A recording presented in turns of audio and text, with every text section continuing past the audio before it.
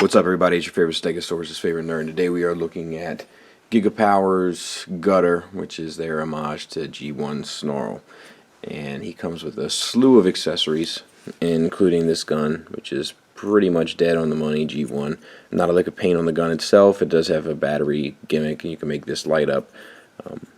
It doesn't come with batteries in there. You have to...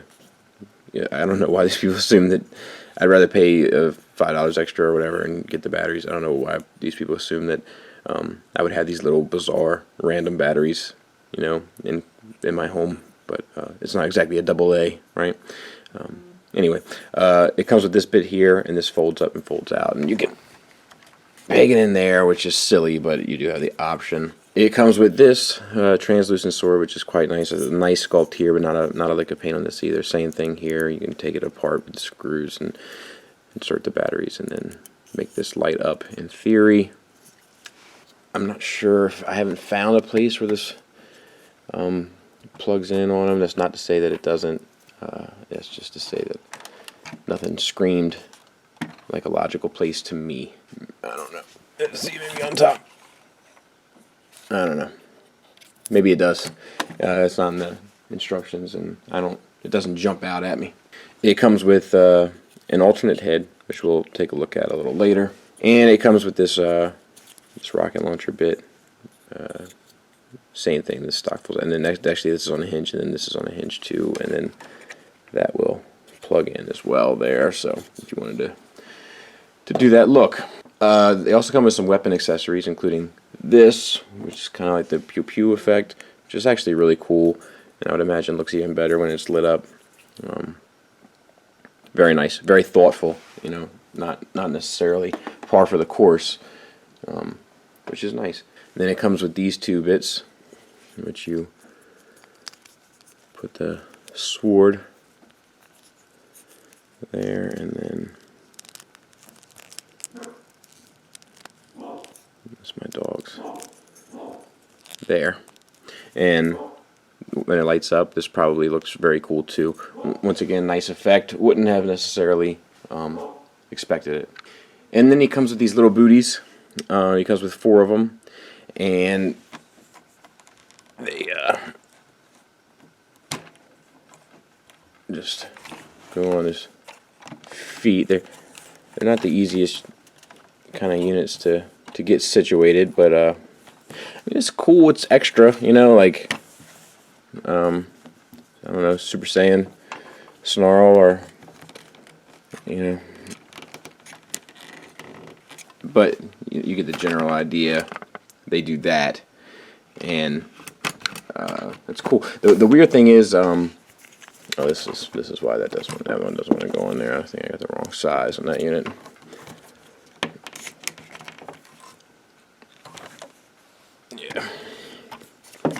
Yeah, when you use the right size on them, turns out works much better. Go figure.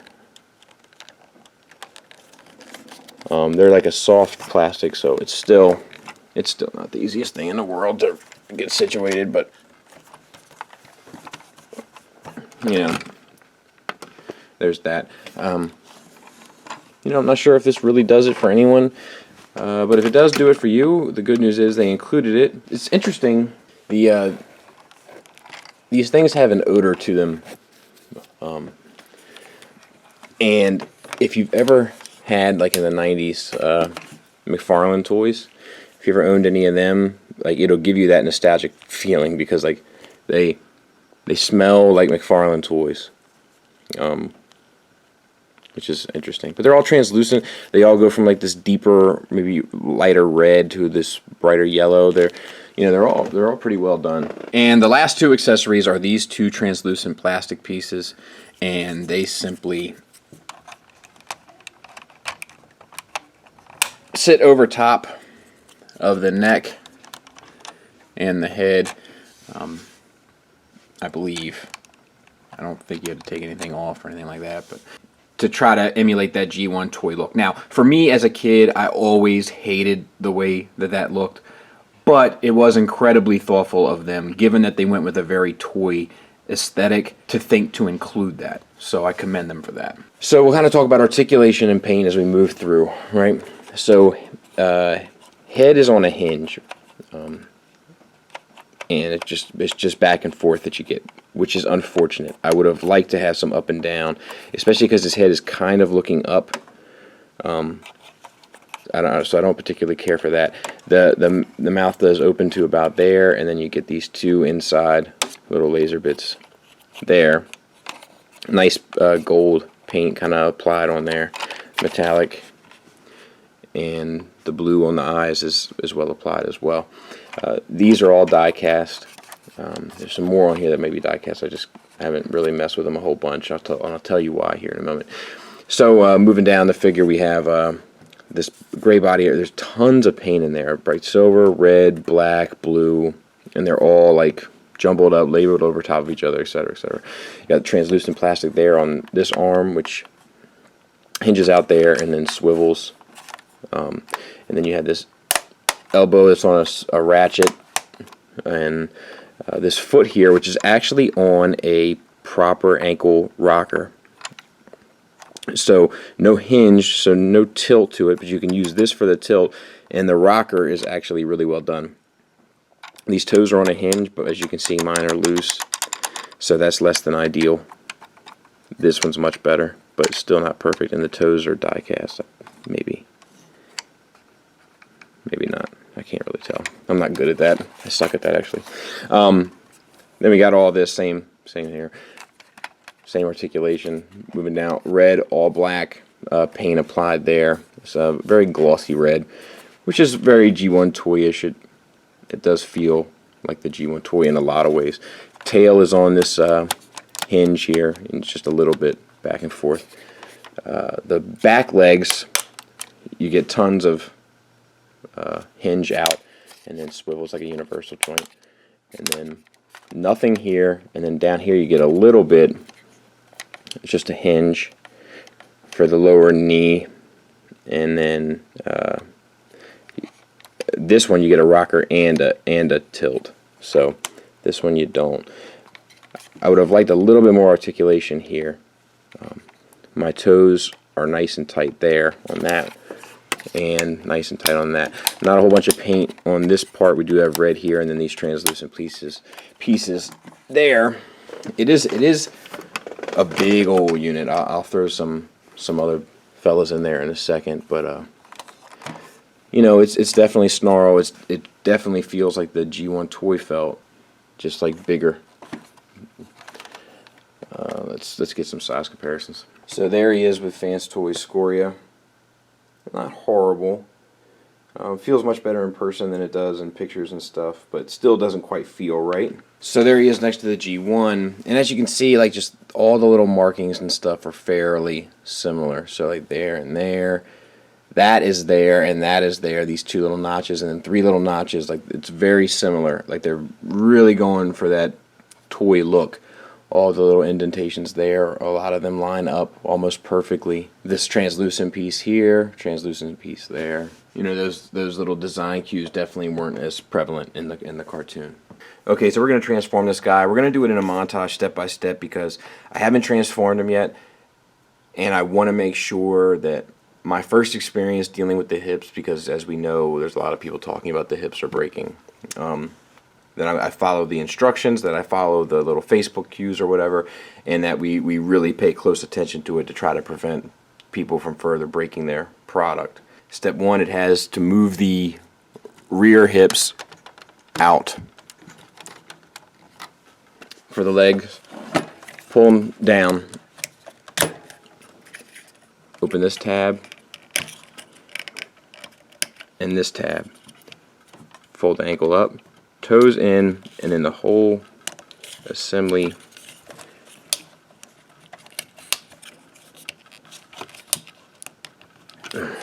which is a little tight, folds through, and closes up. Same on the other side.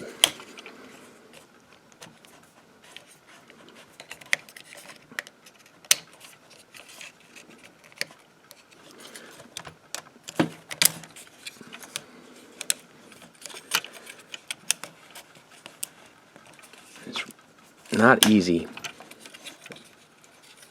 to get this, there it is. Like the hand has to be really well lined up, like all the bits. I don't know what that is.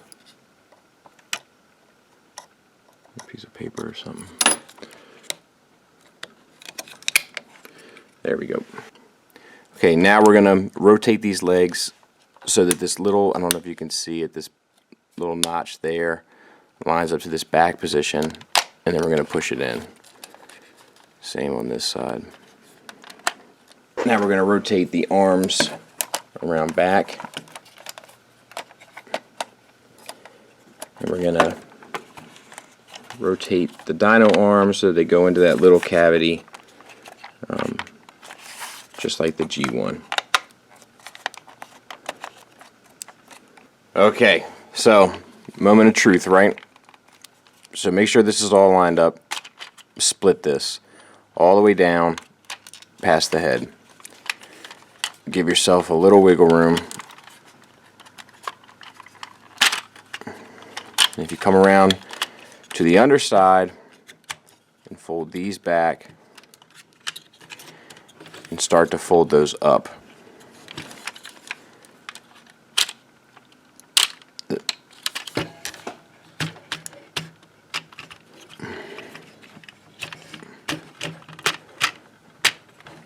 Okay, now, moment of truth.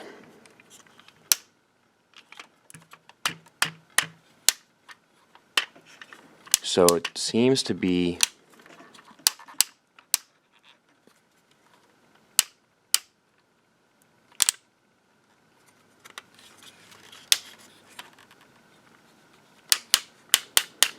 all right.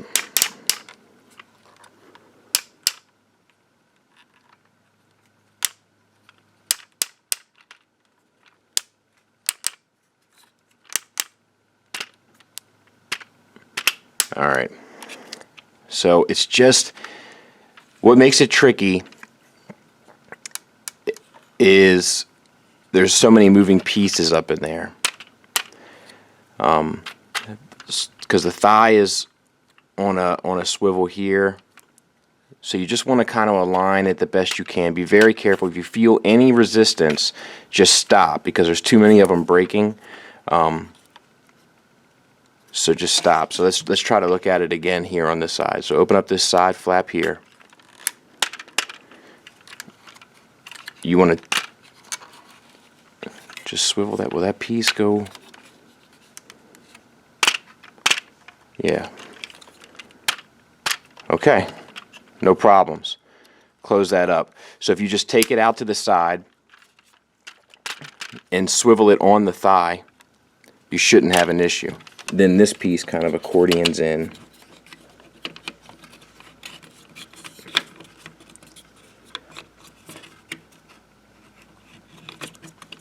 And then tabs together. And then rotate this up. Same on the other side.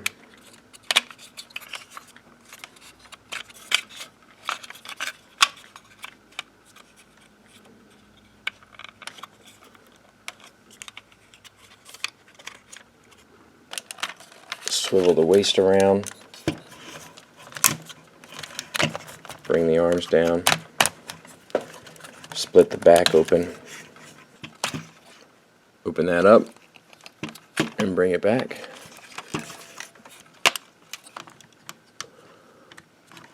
Pull this down, epic head reveal, close it up. We've already talked about most of the paint, but I'll touch on some spots that we've haven't been able to see yet as we go. So big translucent piece here. This head is not my favorite head sculpt. I kind of feel like the horns aren't quite enough for me. I don't know. I think I like my horns a little bit more angled.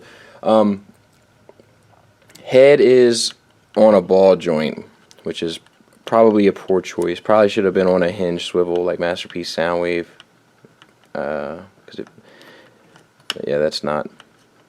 You get good side to side, but nothing really up and down. So that's not ideal. Also, these pieces open up here to reveal that. I'm not sure why, but they do. And then we have universal shoulders, hard ratchet in and out, and soft ratchet back and forth. Bicep swivel, no problems there. Elbows on a ratchet, so that's nice. Wrist swivel, individually articulated fingers, which you know is not my favorite, but they do seem to be well done in general. There's no use of ball joints, it's all on hinges, so that's going to make it feel a little bit better, but it still just always feels a little weird to me. I don't know, not my favorite way of doing business, but it's done pretty well for what it is. Ball joints on the thumbs, that's kind of standard. And waist swivel, which you've seen, it's very tight, but it's there. Nice paint applications down in there, very toy, very G1 toy accurate. Ratcheted universals, hard ratchets forward and back, soft in and out for the hips. Thigh swivel, that's pretty good there. Ratcheted knees to there. I really wanted to show you this foot articulation, kind of an its own thing. So there's a lot going on here, and it doesn't look like it, which is nice. So there's an ankle tilt here, and this is on a ball joint there. So it pulls down together, which they really didn't have to do, and it makes it look better.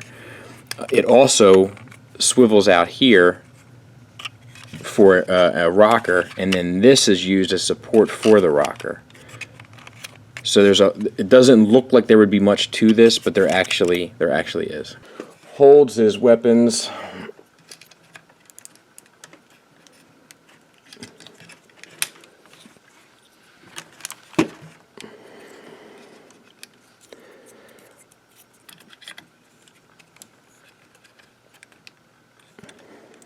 Holds his weapons just fine.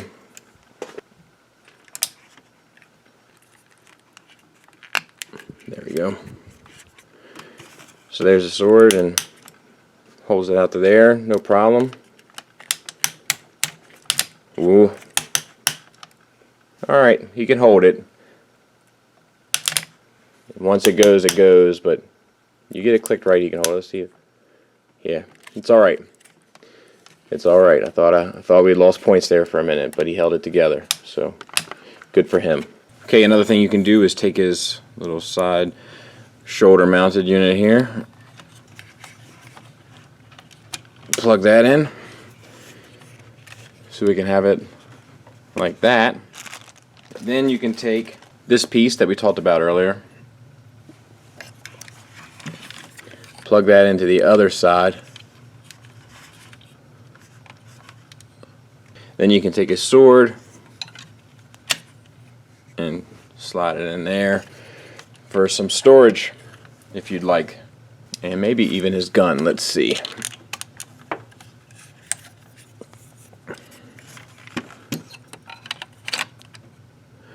Yeah, I guess you can kind of force that unit in if you want, or you can always just open up this peg. If you want him to hold the sword, take that out, peg the rifle in there, which is, I think, a lot better. So there's a lot of options to do with the given accessories. For the head gimmick, the head is sitting on a ball joint, and you just pop it off the ball joint. And you can see how small that ball joint is, which is why you can't get a lot of articulation out of it. If it stuck up a little bit more and this ball joint sat in a little bit deeper, you'd be able to do it. And the nice thing is you can just take the other head and pop it on this ball joint if you so desire. There he is. One thing I want to point out, I was taking some pictures of him and a lot of my fingers are loose. They hide it because when they're together there's tension on it, but like, wow, that's bad. That is extremely loose. And let's see, they're all, that one's good, that one's good, but that's not. There is Snarl coming in at 2.25, Takara Grimlock with booties at 1.35, and Fans Toys Soar with the stand at 1.95, to give you a point of reference. And there he is next to the G1 toy. So quite a different unit, but still very much true to the general aesthetics. I mean, look at the pelvis, you know, with the lines and the markings. Like, my sticker's worn off there, but you can tell like exactly where the inspiration came from. There he is with Masterpiece Grimlock with the Fans Toys booties. So as you can see, he's a great deal bigger. And I think for my taste he might be too big, but I think that's a personal choice. That being said, everybody's showing this guy next to Fans Toys Dinobots, so I thought we'd do something a little different today. Here he is next to a toilet and trash can. There he is next to a Keurig, so about the same size as a Keurig. Shout out to Greg from Mercy. There he is next to a 2-year-old, and there he is next to a potted plant, so bigger than my pot, so to speak. So I hope that gives you some sort of size reference. He's huge. There's really two different types of negatives of this toy. There are toy negatives and there are Skullface negatives. So the toy negatives are as follows. The fingers that are loose are really loose. One of the loosest I've ever seen ever as far as a finished toy joint product in my hands.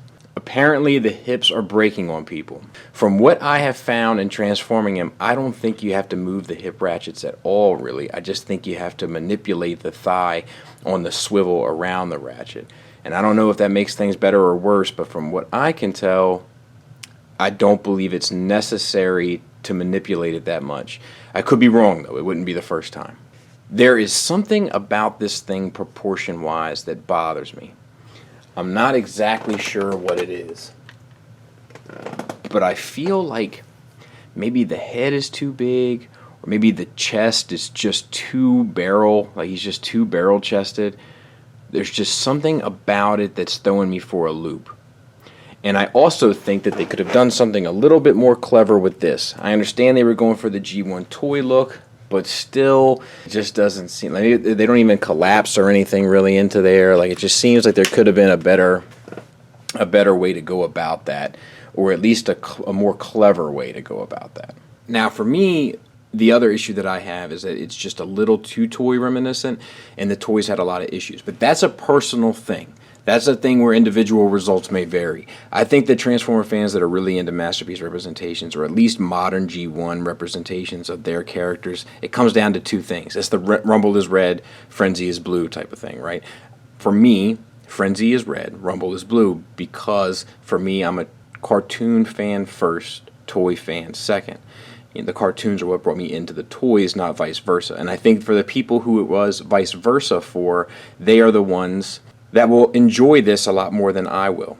That will tell me that Rumble is red, you know, etc., etc. Like, this speaks to that person who loves the toys, the original G1 toys, as their priority in aesthetic choices. But there are a lot more positives than negatives with this toy. The silhouette is perfect. The plastic grade and quality feels awesome.